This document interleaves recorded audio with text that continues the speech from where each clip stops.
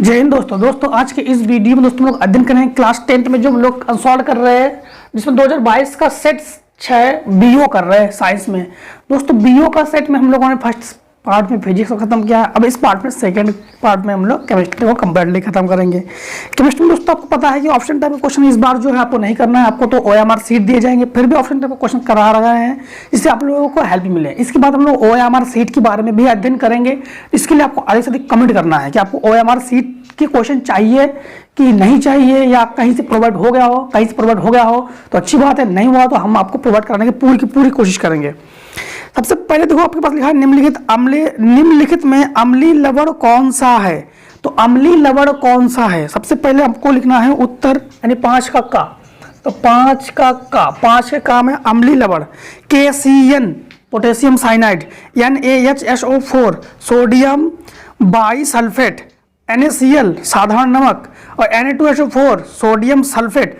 तो जो NaHSO4 है ये आपके पास क्या है, अम्लीय लवण। अम्ल किसे कहते हैं, अम्ल उसे कहते हैं जो हाइड्रोजन आयन दे। और जो NaH, दूसरा ऑप्शन है आपके पास NaHSO4, इसमें H जो है ये क्या दे रहा है, ये दे रहा है आपके पास हाइड्रोजन आयन, और हाइड्रोजन आयन जो दे उसे हम लोग कहते हैं अम्ल, उसे हम लोग क्या कहते हैं, अम्ल। तो इसलिए इसको हम लोग कहेंगे ये क्या है, अम्लीय लवण है। देखो इसके बाद क्वेश्चन नंबर इसे खा में कह रहा है 5 का खा Fe2O3 plus 2Al reaction Al2O3 plus 2Fe में अभिक्रिया है। तो देखो यहाँ पर Fe2O3, तो Al2O3, Al ने O को लिया, Fe ने O को विस्थापन किया, तो कितनी आयन का विस्थापन हुआ, एक आयन का विस्थापन हुआ, तीसरा विस्थापन अभिक्रिया, तो वियोजन संयोजन विस्थापन। तो तीसरा ऑप्शन सही हो गया। तीसरा ऑप्शन आपको करोगे आप लोग, विस्थापन अभिक्रिया। किसका विस्थापन हुआ, यहाँ पर ऑक्सीजन का विस्थापन हुआ, किसने किया, Fe ने किया। एल्युमिनियम की सतह पर ऑक्सीजन परत बनना कहलाता है, ये तो आप लोग जानते हैं, एनोडीकरण कहलाता है। क्या कहलाता है, एनोडीकरण। तो एल्युमिनियम की सतह पर ऑक्सीजन का परत का बनना ये कहलाता है एनोडिंग। तो ग नंबर का आपका पहला ऑप्शन सही हो गया, एनोडिंग, वैसे एनोडीकरण कहते हैं। इसके बाद उत्तर 6 का तो आप लिखोगे उत्तर 6 का में कह रहा है वियोजन अभिक्रिया क्या है, एक उदाहरण दीजिए। वियोजन अभिक्रिया हेडिंग डाल लेना आप लोग, वियोजन अभिक्रिया। अच्छा, वियोजन अभिक्रिया किसे कहते हैं, वियोजन अभिक्रिया, वियोजन का मतलब होता है टूटना। वियोजन का मतलब क्या था, टूटना। वही अभिक्रिया जिसमें जो अभिकारक है वो टूट जाते हैं, वही अभिक्रिया जिसमें अभिकारक जो है वो टूट जाते हैं, क्या कहलाते हैं, वियोजन अभिक्रिया। तो आप लोग क्या लिखोगे, आप लोग लिखोगे वह अभिक्रिया जिसमें अभिकारक, रिएक्शन के इधर वाले को अभिकारक कहते हैं, अभिकारक टूटकर उत्पाद बनाते हैं उसे वियोजन अभिक्रिया कहते हैं। देखो रिएक्शन, जैसे हमने क्या किया, कैल्शियम कार्बोनेट ले लिया CaCO3, इसको हीट कर दिया और ये टूट गया CaO प्लस CO2, तो इसे हम लोग कहेंगे वियोजन अभिक्रिया। ये गैस है, ठीक है, इसे हम लोग क्या कहेंगे, वियोजन अभिक्रिया। इसके बाद प्लास्टर ऑफ पेरिस बनाने की विधि तथा उपयोग लिखिए। तो आप लोग लिखोगे 6 का खा, तो उत्तर 6 का खा, उत्तर डाल लोगे है ना, 6 डाल लोगे, खा डाल लोगे। अब हेडिंग डालोगे प्लास्टर ऑफ पेरिस बनाने की विधि, तो प्लास्टर ऑफ पेरिस बनाने की विधि। प्लास्टर ऑफ पेरिस बनाने की विधि एवं उपयोग लिखिए। तो प्लास्टर ऑफ पेरिस बनाने की विधि लिखना है। तो प्लास्टर ऑफ पेरिस कैसे बनाते हैं? हम लोग जानते हैं जिप्सम को 373 केल्विन डिग्री सेंटीग्रेड पर गर्म करने पर वो किस में कन्वर्ट होता है? वो प्लास्टर ऑफ पेरिस में कन्वर्ट होता है। तो आप लोग क्या लिखोगे? जिप्सम को 373 केल्विन डिग्री सेंटीग्रेड नहीं, 373 केल्विन पर 373 केल्विन ताप पर गर्म करने पर वो किस में रूपांतरित हो जाता है? प्लास्टर ऑफ पेरिस बन जाता है। ठीक, यही लिखना है, क्योंकि इन्होंने रिएक्शन के बारे में तो पूछा नहीं, तो रिएक्शन नहीं लिखेंगे। प्लास्टर ऑफ पेरिस का उपयोग क्या है? इसका उपयोग है, जैसे डॉक्टर इसका उपयोग टूटी हुई हड्डियों को जोड़ने के रूप में इसका प्रयोग करता है प्लास्टर करने में। दूसरा, जो गमले हैं, गमले बनाने में, जो मूर्तियां हैं, मूर्तियों के सांचे बनाने में इसका उपयोग करते हैं। संक्षारण क्या होता है? संक्षारण के 2 उदाहरण दीजिए। देखो, 6 का गा, ये तो लिख लोगे ना आप लोग। तो उत्तर 6 का गा, 6 का गा। 6 के गा में क्या है कि संक्षारण क्या होता है? तो नंबर में हेडिंग डालोगे 6 नंबर में संक्षारण। ठीक, संक्षारण। इसके बाद इन्होंने उदाहरण पूछा है। संक्षारण क्रिया वह क्रिया है, संक्षारण क्रिया वह क्रिया है जिसमें धातु ये नमी या आर्द्रता या वायु के संपर्क में आकर नष्ट हो जाते हैं, उसे संक्षारण कहते हैं। संक्षारण का मतलब किसी धातु का नष्ट होना। जैसे फॉर एग्जांपल आपके यहाँ जैसे सरिया वगैरह है ना, लोहे की बनी होती सरिया, उसको कहीं भी मान लो कि बाहर कहीं पर भी आप लोग खुला छोड़ दो, कुछ समय बाद उसमें जंग लग जाता है, तो इसका जंग लगना ही क्या कहलाता है? संक्षारण। तो इसी को कहते हैं संक्षारण, धातुओं का नष्ट होना संक्षारण। लेकिन धातु कैसे नष्ट होती है? धातु आर्द्रता या नमी या वायु के संपर्क में आकर नष्ट हो जाती है, उसे क्या कहते हैं? संक्षारण। संक्षारण। इसके बाद उन्होंने कहा है कि संक्षारण के 2 उदाहरण दीजिए। देखो, 2, जैसे तांबे का बदरंग होना, तांबे का बदरंग होना एक उदाहरण हो गया। इसके बाद लोहे का भूरा रंग होना, लोहे पर भूरे रंग की परत चढ़ना, यह दूसरा उदाहरण हो गया। फिर चांदी पर हरी परत चढ़ना तीसरा उदाहरण हो गया। कई उदाहरण है इसके। इसके बाद 7वें का देखो, तो उत्तर लिखोगे आप लोग 7वें का उत्तर 7 का 7 का में लिखा IUPAC नाम बताना है आपके पास। CH3 इस प्रकार से इन्होंने लिखा है श्रृंखला के रूप में। फिर CO को उन्होंने इस प्रकार से लिखा है, फिर CH3 को उन्होंने इस प्रकार से लिखा है।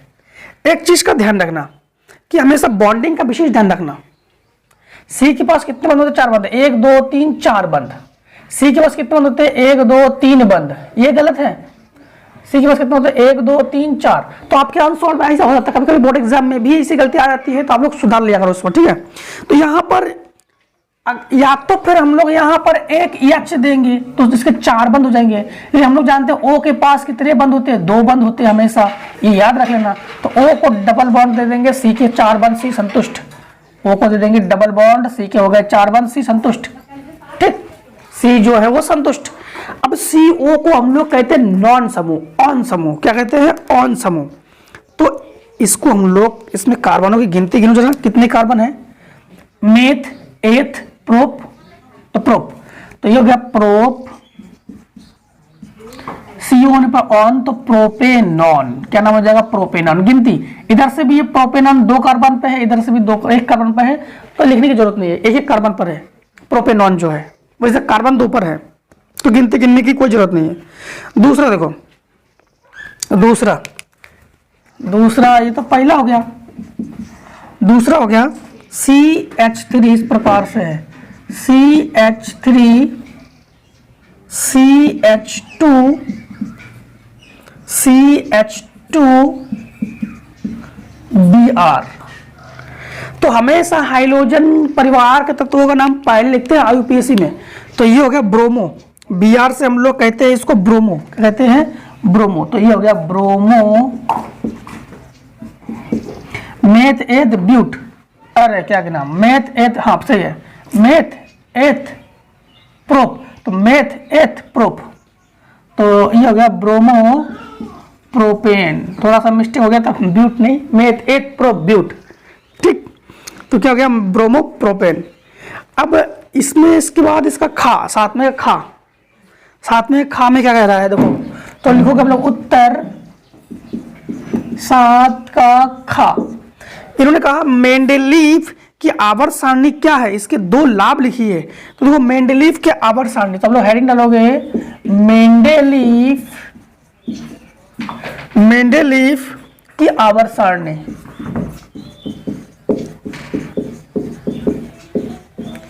मेंडेलीव की आवर्त सारणी, मेंडेलीव की आवर्त सारणी, देखो 2 आवर्त सारणी हमारे पास इस समय प्राप्त है ना।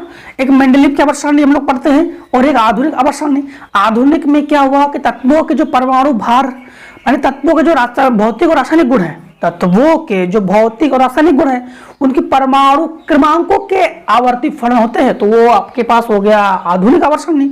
मेंडेलीव आवर्त सारणी में तत्वों के भौतिक और तत्वों के रासायनिक गुण उनके परमाणु भारों के आवर्ती फलन होते हैं, उसे मेंडेलीव की आवर्त सारणी कहते हैं। फिर से एक बार, मेंडेलीव की आवर्त सारणी में तत्वों के भौतिक तथा रासायनिक गुण उनके परमाणु भारों के आवर्ती फलन होते हैं, मतलब परमाणु भार के अनुसार रखे गए थे। मेंडेलीव के समय हम लोगों के पास केवल 63 तत्व ही थे, इस समय तो 118 है।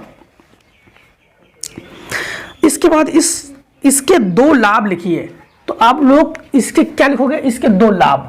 तो एग्जाम में हेडिंग डालोगे लाभ, ठीक।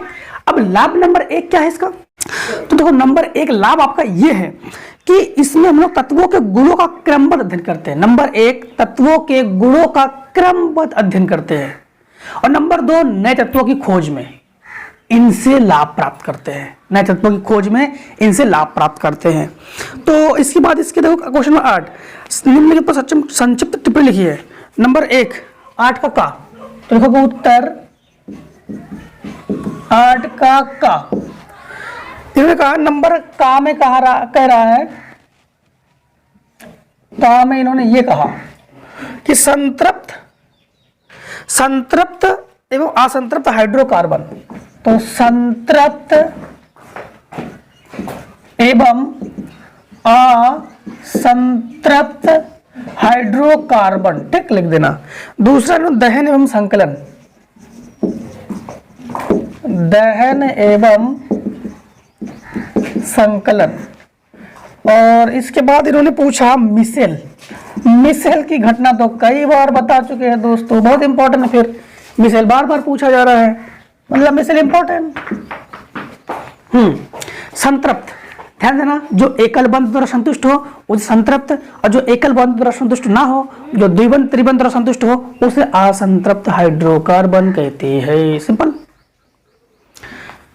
जिसमें एकल बंध द्वारा वह हाइड्रोकार्बन जो एकल बंध द्वारा संतुष्ट हो उसे संतृप्त हाइड्रोकार्बन, वह हाइड्रोकार्बन जो एकल बंध द्वारा संतुष्ट ना होकर द्विबंध या त्रिबंध द्वारा संतुष्ट हो उसे कहते हैं असंतृप्त हाइड्रोकार्बन, ठीक।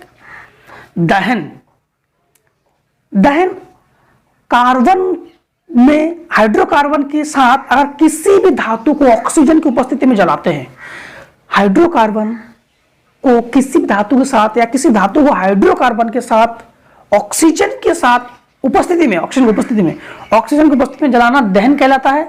और संकलन किसे कहते हैं, संकलन का मतलब होता है जोड़, 2 या 2 से अधिक धातु को आपस में जोड़ना, जोड़कर नए उत्पाद का निर्माण करना, उसे कहते हैं संकलन।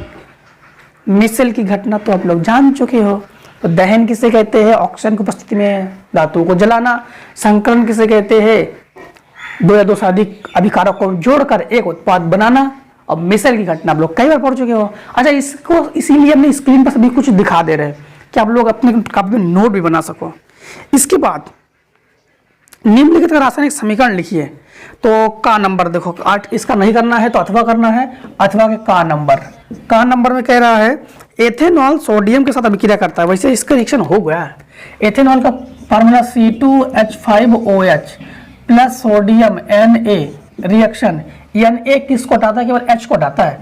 तो C2H5ONa सोडियम फिनॉक्साइड हो गया ये, और प्लस क्या हो जाएगा H2। बैलेंस करने के लिए यहाँ पर 2 का गुणा, यहाँ पर 2 का गुणा और यहाँ पर 2 का गुणा, ठीक। ये हो गया। ये तो रिएक्शन कई बार करवाया आपको। फिर दूसरा, ये तो पहला था, ये दूसरा दूसरे में ये है एथेनोइक अम्ल। एथेनोइक अम्ल, एथेनोइक अम्ल का फार्मूला होता है CH3COOH प्लस, ये एथेनोइक अम्ल का हो गया। सोडियम हाइड्रोक्साइड का अभिक्रिया करता है, सोडियम हाइड्रोक्साइड का होता है NaOH रिएक्शन। Na किसको हटाता है? H को हटाता है, तो ये H और ये OH H2 हो जाएगा, तो CH3COONA प्लस H2O, ये सोडियम एसीटेट और ये जल।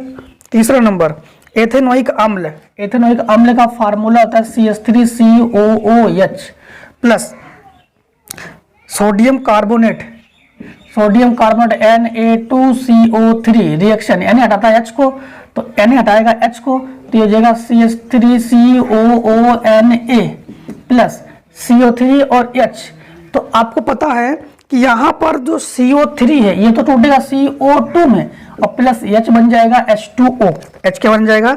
H2O। तो आप बैलेंस करने के लिए 2 का गुणा इसमें कर लो, 2 का गुणा इसमें कर लो, संतुष्ट हो जाओ। ठीक, संतुष्ट। अब देखो और भी है नहीं, इसे खा नंबर में पहला एथेनोइक अम्ल के 2 उपयोग और दूसरा अम्ल एवं क्षार परस्पर कैसे विक्रिया करते हैं, उदाहरण देकर समझाइए। देखो खा का दूसरा बता रहे, पहला आपको समझा दे रहे। एथेनोइक अम्ल के 2 उपयोग। एथेनोइक अम्ल का उपयोग किस में करते हैं? सबसे पहले तो इसका उपयोग सिरके में करते हैं हम लोग। किस में करते हैं हम लोग? सिरका बनाने में। और दूसरा अचार को सुरक्षित रखने में। सिंपल। इसके बाद अम्ल एवं क्षारक परस्पर कैसे विक्रिया करते हैं, उदाहरण देकर समझाइए। अम्ल और क्षार की विक्रिया को उदासीनीकरण अभिक्रिया कहते हैं। इससे लवण बनता है। क्या बनता है? लवण। तो अम्ल और क्षार, एक अम्ल ले लीजिए, इस हमने एक अम्ल ले लिया HCl प्लस, उदाहरण दे रहे, ठीक है, और एक क्षार ले लिया है NaOH, और रिएक्शन के दौरान Na इस H को हटा देगा, आपको पता है भली भांति, तो ये हो जाएगा NaCl। Na दुश्मन है H का, और रुक जाओ, और H और OH ये मिलकर क्या बन जाएगा? H2O। तो ये हो गया नमक, साधारण नमक। तो अम्ल और क्षार की परस्पर अभिक्रिया को हम लोग उदासीनीकरण अभिक्रिया कहते हैं, और इससे क्या बनता है? लवण और जल बन जाता है। लवण और क्या बनता है? जल। तो इसे कहते हैं अम्ल और क्षार की परस्पर अभिक्रिया। खत्म। हाँ, तो केमिस्ट्री दोस्तों खत्म। तो मिलते हैं नेक्स्ट वीडियो में। तब तक दोस्तों जय हिंद, जय भारत। आप लोग स्वस्थ रहिए, मस्त रहिए, आराम से हर एक वीडियो को आनंद लेते रहिए।